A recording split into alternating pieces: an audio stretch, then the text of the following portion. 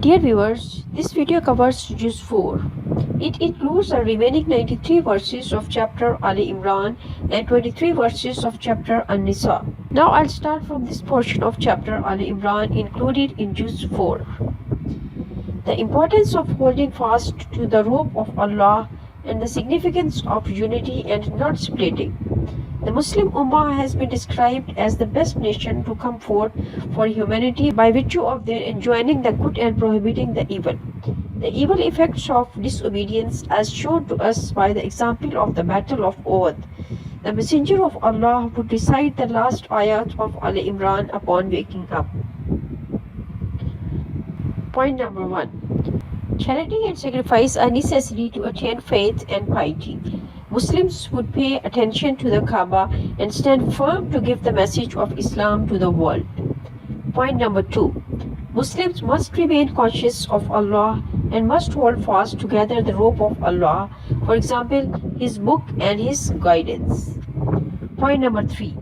Role of the Muslim Ummah in the world. Point number 4. Critical review of the Battle of Uhud. Point number 5. Prohibition of riba and emphasis on charity. Believers must hasten to seek the forgiveness from their Lord. Some beautiful characters and qualities of the believers are mentioned. Prophet Muhammad is only a messenger of Allah like other messengers. His death should not mean giving up the faith. Believers must persevere and be patient in difficulties. Point number 7.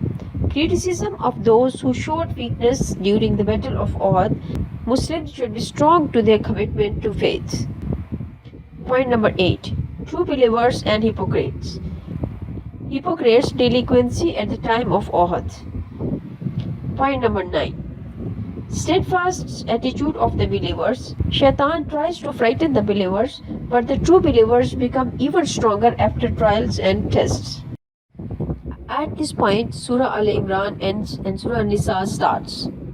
Establishment of the new Islamic social order after removing the pre-Islamic period of ignorance. The just system will protect the rights of the weak and vulnerable members of society, albeit women, orphans, marriage, forced marriage, inheritance, and financial rights.